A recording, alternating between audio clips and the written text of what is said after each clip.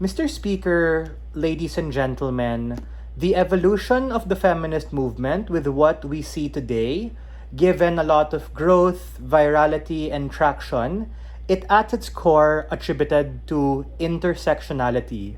Whether you're left or right, white or black, rich or poor, traditional or radical, the movement has a home for you to be able to coalesce together under different umbrellas which form into strands that allow people to find communities and enclaves of support to be able to help them amidst the multitude of struggles that afflict women.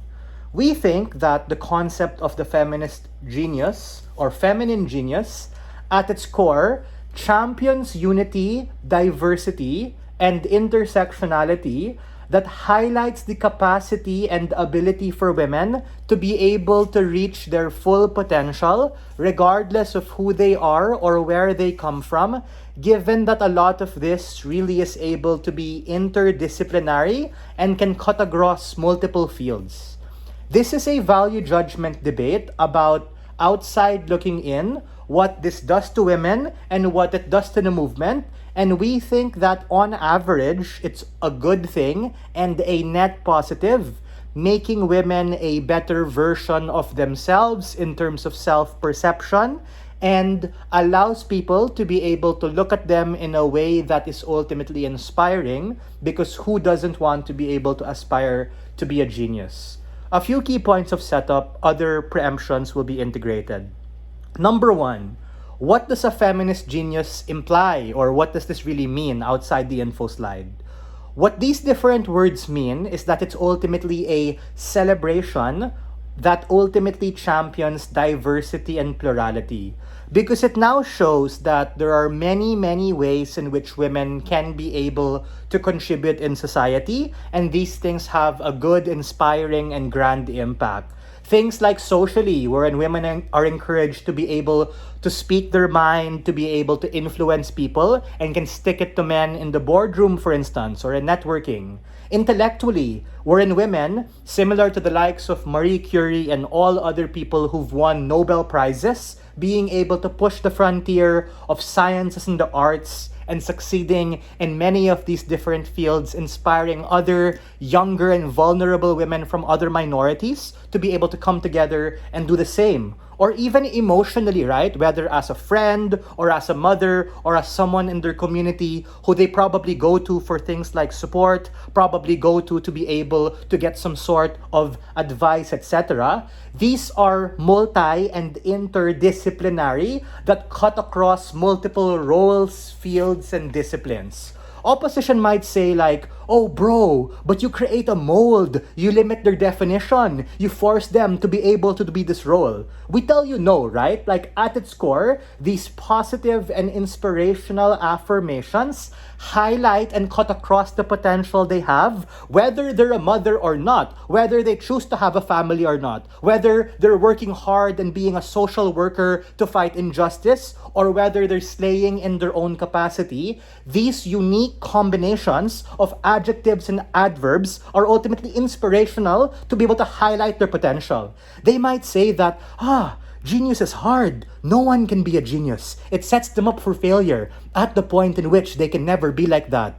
My simple question is, all of these beautiful and amazing women awardees and scientists, does the average person go like, oh no, my God, I'm never gonna be like Angelina Jolie, I'm never gonna be like Marie Curie, I'll never be Lenny? We think that these facets allow them to be able to be good and operate where they are, to be a better version of themselves. Even if there can be only one awardee, even if there's only one genius amidst the generation, what this does is that on average, the individual woman within their community is able to be a better version of themselves because of these affirmations that otherwise inspire them to be able to challenge these structural limitations and other things which are otherwise seen as not working against them. But before that, go, POI.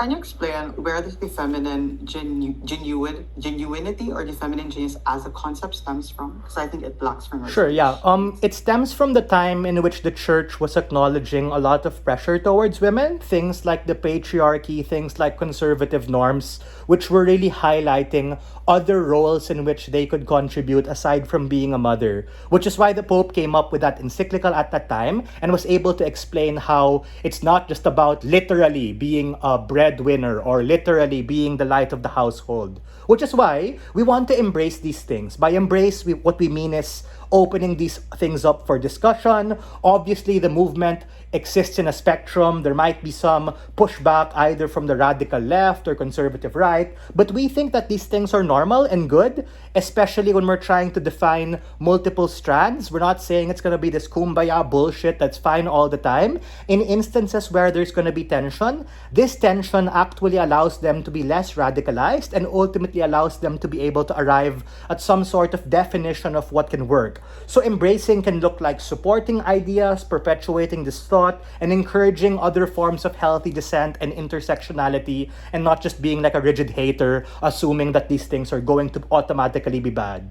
Why exactly is this good for women, good for the community, and an effective strategy? Two key impacts here. Number one, it principally in itself promotes a sense of plurality that allows them to be able to push back against other dominant patriarchal and conservative norms, wherein women were seen as only being able to take care of a family, only being able to do this if they have the capacity. But now this unlocks a certain sense of meaning that otherwise maybe they only knew if they were from a particular religion or had a support system. But even women marching to the beat of their own drum, trying to be independent, are able to transcend these things and move past. The second is that it ultimately champions the idea of intersectionality and is aligned with the interest of the movement for the reasons I explained in my pre-oration. Whether you're a Nobel Prize winner, whether you're someone trying to be summa cum laude, whether you're someone trying to be a world champion amidst maybe a kind of male-dominated sport, etc., these ultimately push them to be a better version of themselves that allows them to be able to find solace and coalesce together as communities. We are very proud to open this debate and stand on side proposition.